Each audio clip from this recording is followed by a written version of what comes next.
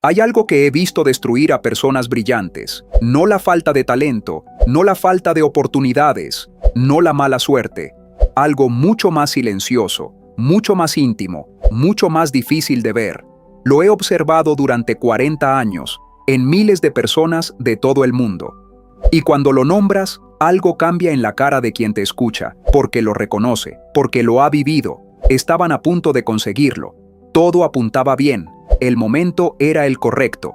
Y entonces, algo dentro de ellos lo destruyó. No un enemigo externo, no una circunstancia adversa, no la competencia, ellos mismos. Eso tiene un nombre, se llama autosabotaje. Y hoy, yo, Brian Tracy, voy a explicarte exactamente por qué ocurre, cómo funciona desde dentro y cómo detenerlo antes de que destruya lo siguiente que estás construyendo. Antes de explicarte el mecanismo, necesito que entiendas algo fundamental.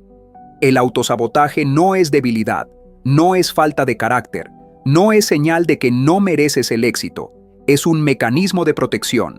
El cerebro humano está diseñado para sobrevivir, no para triunfar. Y cuando detecta que algo importante que está en juego, activa ese mecanismo para protegerte. Pero aquí está el problema. El cerebro no distingue entre peligro real y peligro percibido. No distingue entre un depredador en la selva y una conversación difícil con tu jefe. No distingue entre perder la vida y perder una oportunidad de negocio. Para el cerebro, el riesgo es riesgo. Y su respuesta es siempre la misma. Evítalo. Y esa orden, disfrazada de lógica, de prudencia, de sentido común, es exactamente lo que llamamos autosabotaje. Yo lo viví en mis propias carnes. Había momentos en mi carrera temprana en que todo estaba listo para avanzar. Había preparado la propuesta, había estudiado al cliente, había ensayado cada respuesta posible. Y entonces, justo antes del momento decisivo, algo ocurría. Encontraba un defecto en la propuesta. Decidía que necesitaba un día más de preparación. Convencía a mi mente de que las condiciones no eran las ideales. Y el momento pasaba. La oportunidad se cerraba. Y yo me quedaba con la sensación de que había sido prudente, de que había hecho lo correcto. Tardé tiempo en entender lo que realmente había ocurrido. No había sido prudente, me había saboteado.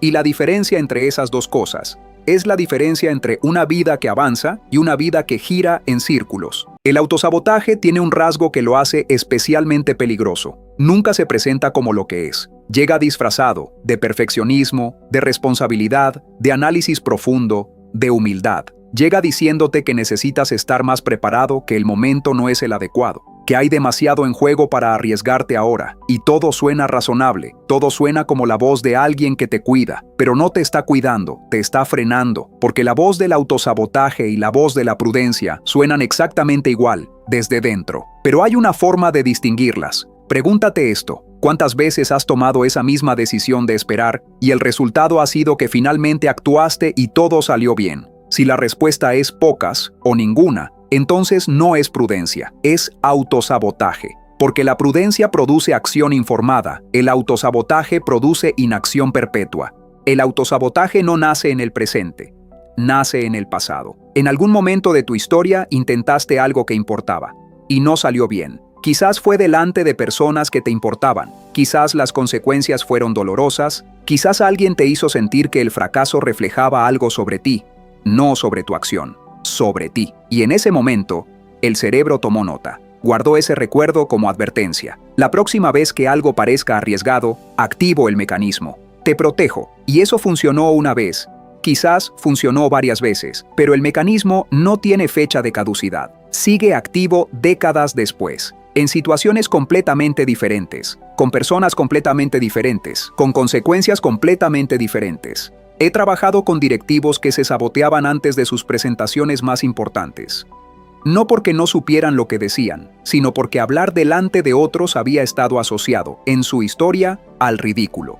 He trabajado con emprendedores que destruían sus negocios justo cuando empezaban a crecer, no porque no tuvieran capacidad, sino porque el éxito, en algún momento de su pasado, había traído consecuencias dolorosas. He trabajado con personas que acababan todas sus relaciones importantes, en el momento en que se volvían serias, no porque no quisieran el amor, sino porque la intimidad real había estado asociada en su historia al abandono.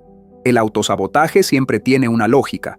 Siempre tiene una historia detrás. Y entender esa historia, no para quedarte atrapado en ella, sino para dejar de confundirla con la realidad presente, es el primer paso para romper el ciclo.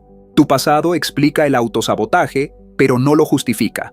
No en el sentido de que debas ignorarlo, sino en el sentido de que no puedes seguir siendo el piloto de tu vida, porque el piloto automático que el pasado instaló en ti fue programado para una versión anterior de tu realidad, una versión en la que eras más vulnerable, en la que tenías menos recursos, en la que las consecuencias eran más difíciles de gestionar.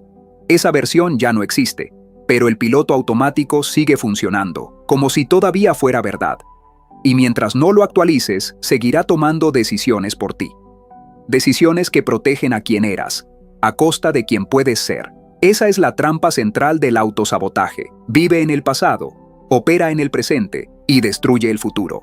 El autosabotaje no tiene una sola cara, tiene muchas, utiliza patrones muy comunes y reconocer el tuyo es el trabajo más importante que puedes hacer hoy. El primero es el perfeccionismo paralizante, no el perfeccionismo que mejora el trabajo, sino el que impide que el trabajo salga. La persona que reescribe el mismo informe 12 veces, que rediseña la misma presentación durante semanas, que no lanza el proyecto porque siempre hay algo más que ajustar, que lleva 2 años preparando el negocio que nunca abre. Detrás de ese perfeccionismo hay siempre la misma lógica. Si no lo presento, no pueden rechazarlo. Si no lo lanzo, no puede fallar. El perfeccionismo no busca la excelencia, busca la invisibilidad, busca no exponerse, busca no arriesgarse al juicio.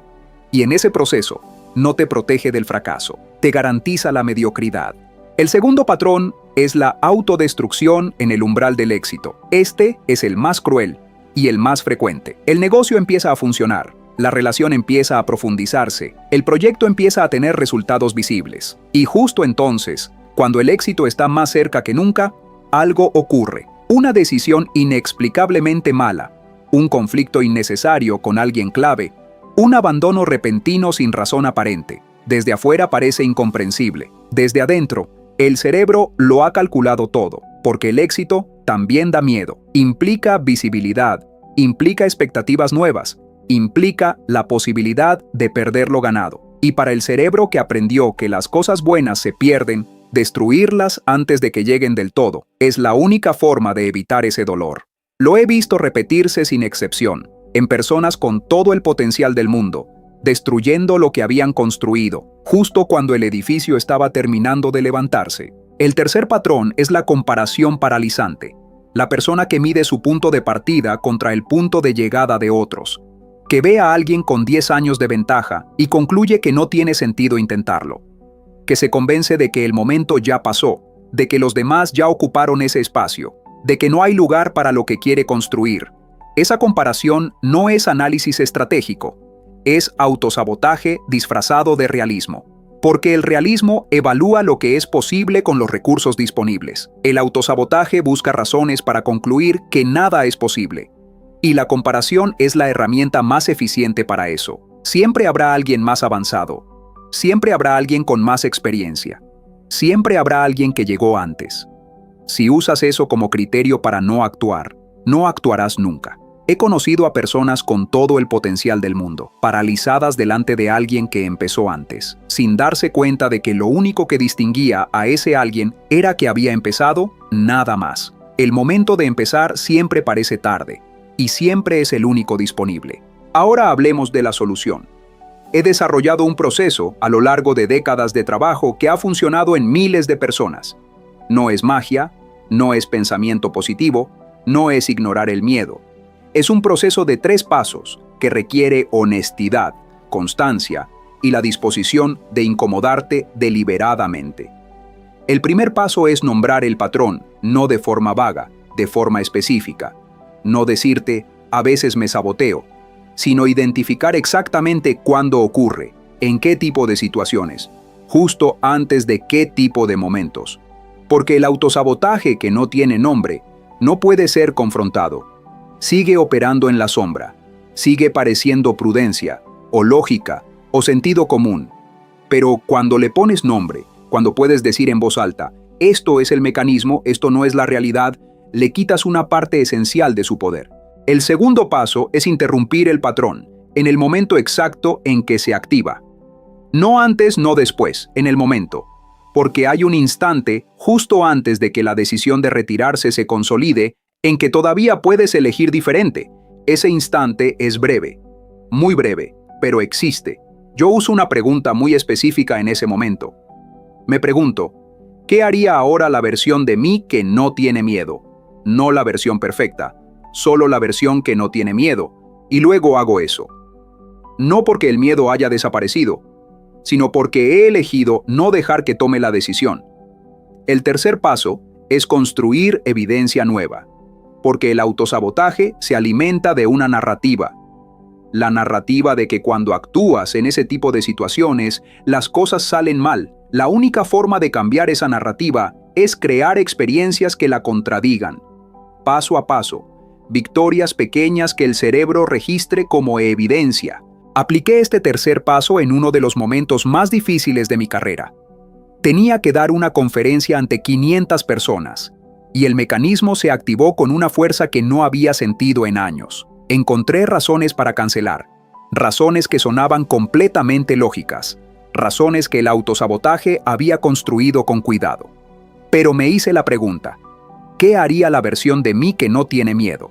Y subí al escenario, imperfecto, con el corazón acelerado, sin todas las garantías que hubiera querido tener. Y del otro lado de ese momento estaba la siguiente versión de mí, más capaz, más libre, con una evidencia nueva grabada en el cerebro de que era posible actuar a pesar del miedo. Así se rompe el ciclo, no de golpe, acción a acción, evidencia a evidencia. El autosabotaje no es tu identidad, es un patrón aprendido. Y todo lo que se aprende puede desaprenderse. No fácilmente, no rápidamente, no sin incomodidad, pero puede. He visto a personas de 40 años romper patrones que llevaban 20 años operando. He visto a personas de 50 reconstruir la confianza que perdieron a los 20. He visto a personas que habían destruido todo lo bueno que tenían. Aprender por fin a protegerlo. No porque fueran especiales, sino porque tomaron una decisión. La decisión de nombrar el patrón, de interrumpirlo en el momento, de construir evidencia nueva, acción a acción. Esa decisión está disponible para ti, hoy, no cuando estés más preparado, no cuando las condiciones sean mejores, no cuando el miedo haya desaparecido, hoy, porque el único momento en que puedes romper el ciclo es el momento en que decides hacerlo. Yo lo hice, y todo lo que vino después valió absolutamente cada momento de incomodidad.